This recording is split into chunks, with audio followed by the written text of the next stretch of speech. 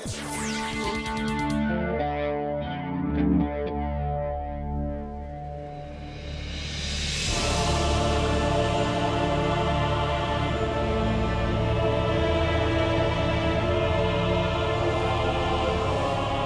the right Jeep for you? Is it a car or is it a truck? And for all you Jeep fans, we know that's not a car, it's a Wrangler. And that, of course, is the brand new Gladiator. And in this video, Tommy, who's behind the camera, say hi. Hi. And myself are gonna take both the Gladiator and the Wrangler off-road. And by the end of this video, we're gonna tell you which one we would buy. So you ready to go, Tommy? Let's do it.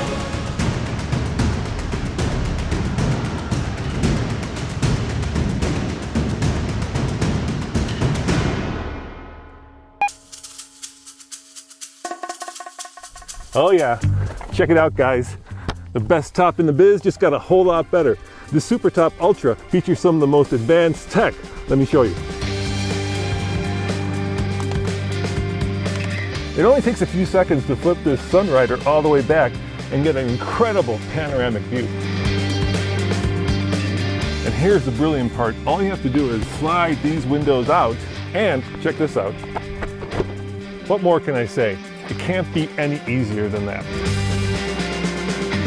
That entire process took minutes, but if you're like me and you love that fastback look, the Trek Top Ultra is the one for you. Check it out.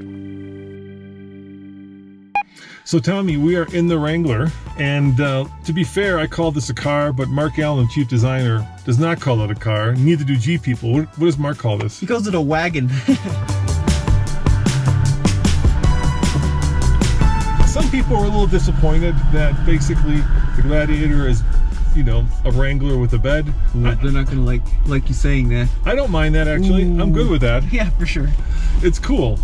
It would cost a lot more if they had to actually develop an entirely new design language and chassis. So, you know, putting a bed on the back of a Wrangler is not such a bad thing, I don't think. Well, it's funny. It's what everybody wanted. Yep. So all the Jeep people were yelling and screaming about it for years. They did it.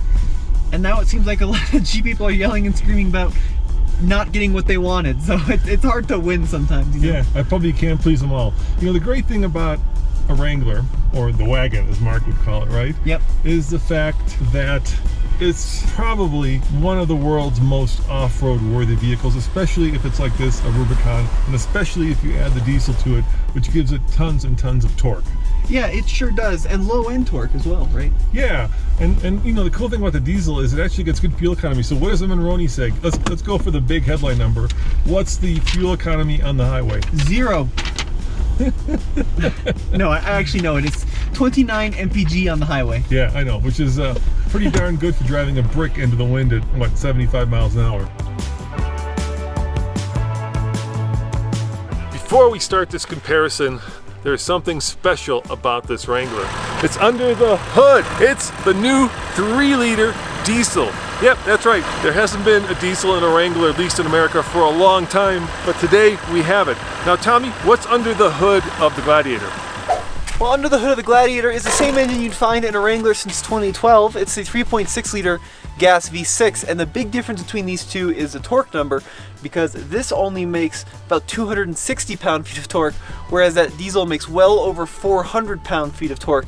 And Jeep says that 3-liter EcoDiesel is coming in the Gladiator eventually, but we really haven't heard any news about when it'll be here. So for right now, it's just this gas V6 in the Jeep.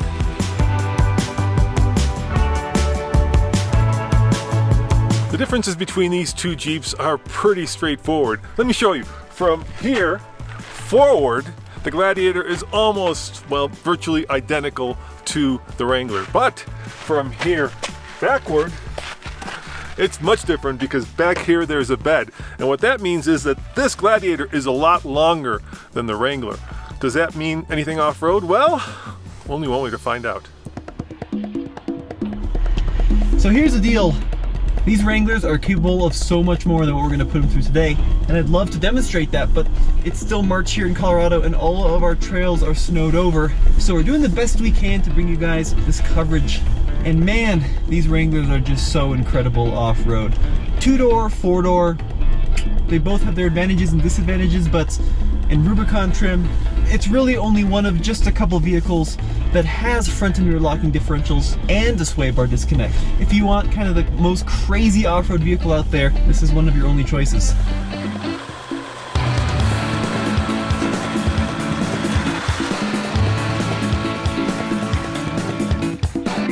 These are the Razor Rocks right there, and Tommy's about to see if he can take the hardest line over them, because this is a test of articulation, and really more importantly, a test of breakover angle.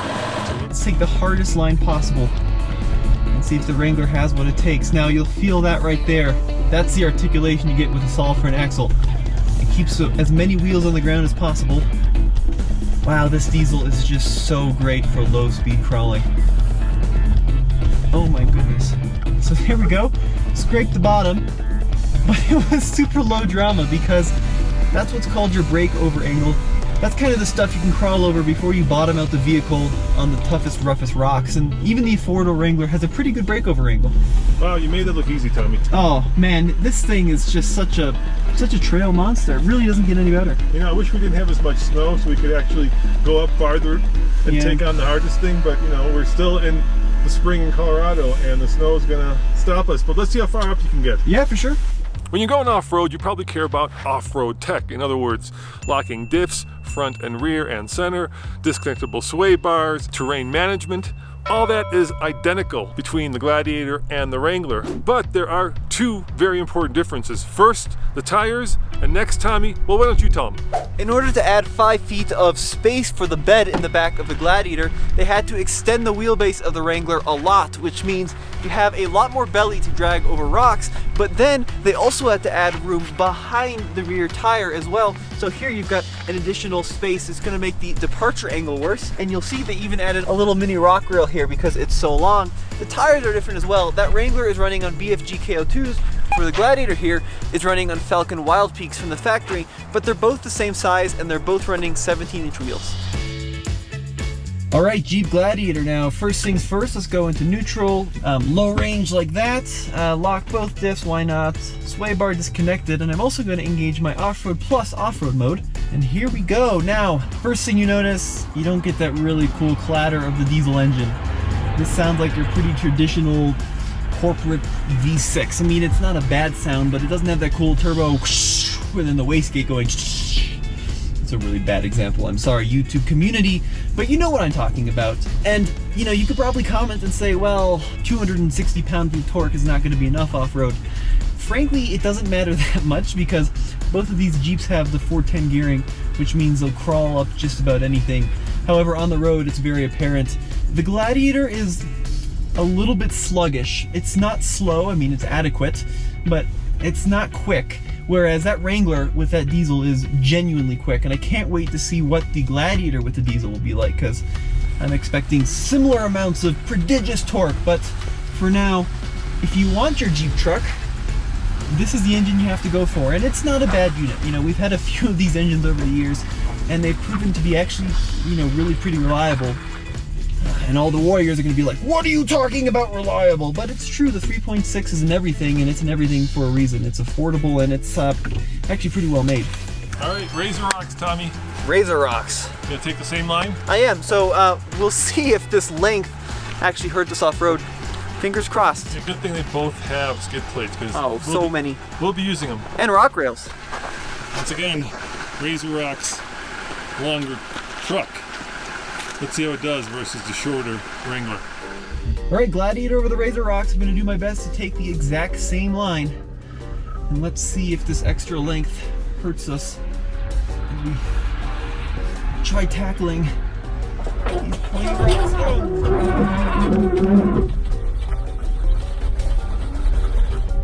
And there you go, we got both. Oh, gee whiz. All right, so it won't do the same line. I actually bottomed it out. I didn't have the clearance. Let me try it one more time. Adjusting the line a little bit.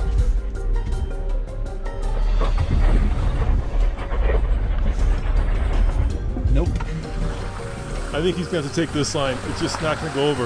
The breakover is just too extreme.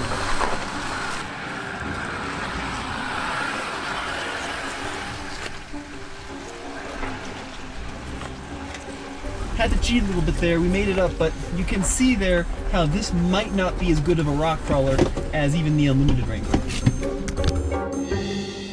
The other big difference is actually in the rear seat. Now in the Wrangler,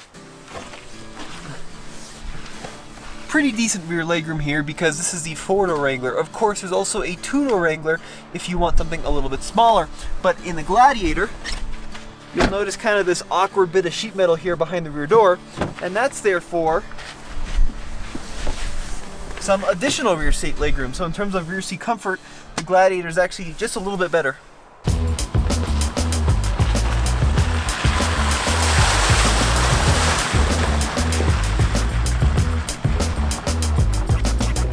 Now as we start our hill climb in the Wrangler, it's important to talk about one almost catastrophic flaw, I would say, with this new model, and that's, well, the payload capacity.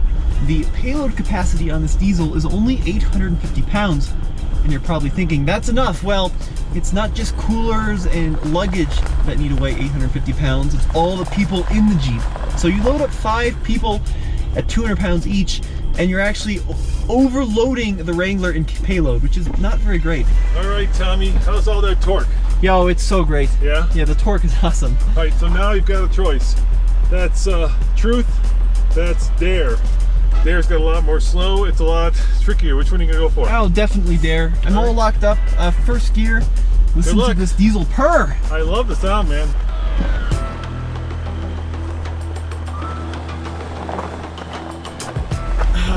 Man, I'm so conflicted. I love that this engine is so torquey and efficient, but the payload capacity is not that great. And why is that? Well, frankly, diesel engines are just super heavy. Because they run at such high compression, they have to be overbuilt. And to make things overbuilt to last, you have to make them heavy. And that just really reduces your payload capacity. So that's why it's so low. But when it's just my skinny ass in here, weighing in at, I don't know, 35 pounds and a few ounces, it certainly is good off-road. I mean, it really doesn't get any better anywhere from the stock world. And you can disagree with me if you want in the comment section, but in terms of just sheer rock crawlability, this is it.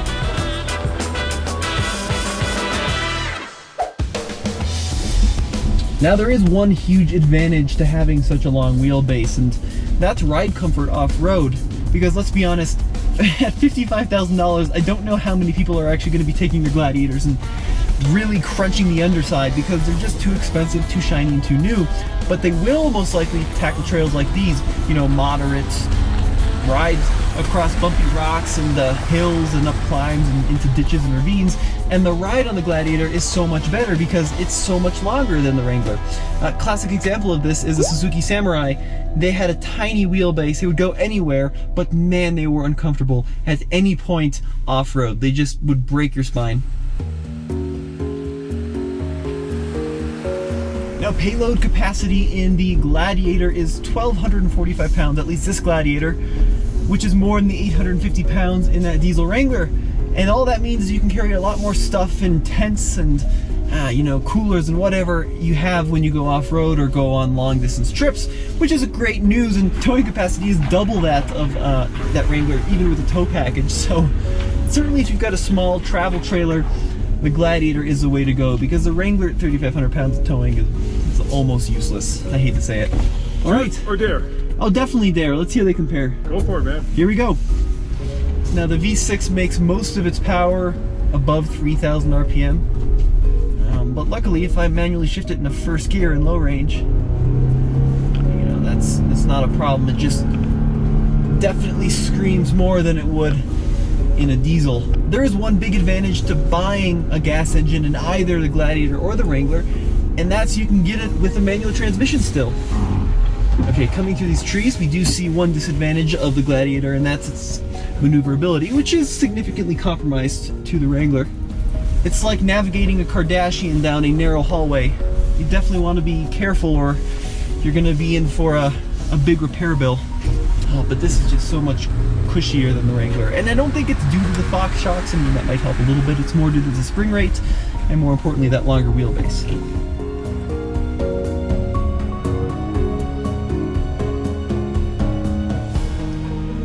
All right, Tommy, if it were your money and if it were apples to apples in terms of price, which would you get? Would you get the truck or the wagon? Probably the Gladiator. It's just a little bit more useful. I've got a better answer than that. Oh, yeah? I would get the Gladiator with the Wrangler diesel. Yeah, Get well, the best of both worlds. hopefully that'll be here soon. As always, this is Roman. And Tommy, head over to TFLcar.com for more news, views, and of course real world reviews, and let us know in the comments below, would you rather have the truck or the wagon? Love to know.